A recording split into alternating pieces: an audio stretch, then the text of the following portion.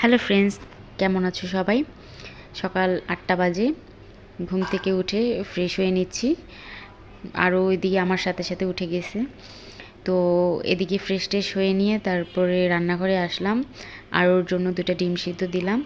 ওর বাবা কালকে রাত্রে ওর জন্য দেশি মুরগির ডিম এনেছিল, তাই ওটা সিদ্ধ দিয়ে দিলাম।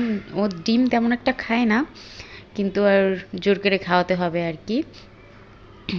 আর এদিকে হচ্ছে আরুর পাপা অফিসে যাওয়ার আগে আমার জন্য নাস্তা দিয়ে গিয়েছিল। তো এদিকে আমি হচ্ছে নাস্তাটা করে নিয়েছি। আজকের নাস্তা ডাল ভাজিটা ততটা ভালো লাগেনি, অতটা টেস্ট হয়নি, লবণ কম ছিল।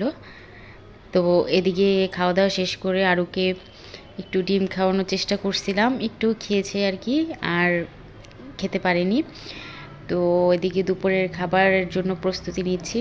দুপুরে রান্নাবান্না করব হচ্ছে পাবদা মাছ, ফ্রিজ থেকে নামিয়ে ভিজিয়ে রেখেছিলাম পাবদা মাছ, আর সাথে হচ্ছে বেগুন ভাজি রান্না করব। আর এদিকে হচ্ছে বাবুর শরীরটা খুব অসুস্থ, ও কিছু খেতে চায় না।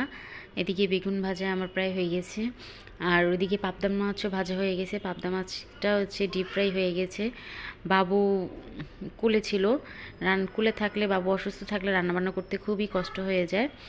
তো এদিকে বাবুকে কুল থেকে নামিয়ে টিভি ছেড়ে দিতে দিতেই হচ্ছে মাছটা ডিপ ফ্রাই হয়ে গেছে। পাবদা মাছ এমনিতে কষিয়ে রান্না করলে খেতে কিন্তু ভালো লাগে।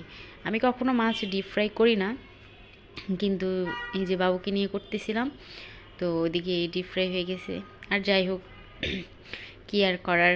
তো এদিকে রান্নাবান্না শেষ করে খাওয়া দাওয়া করে ভাবলাম যে বিকালে ওকে ডক্টরের কাছে নিয়ে যাব।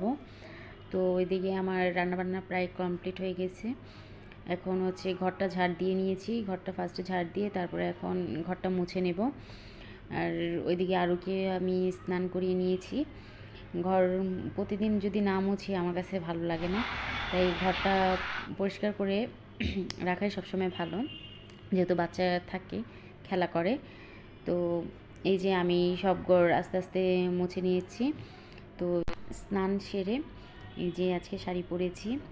অনেক দিন ইচ্ছে ছিল যে শাড়ি পরবো, তাই হঠাৎ করে এই শাড়িটা পরলাম।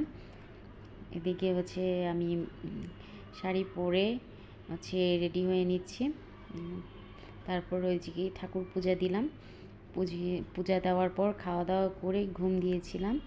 ঘুম থেকে উঠে এই যে বিকালে বাবু খেলতে উঠেছে, একটু পরে যাব ডক্টরের কাছে নিয়ে ওকে।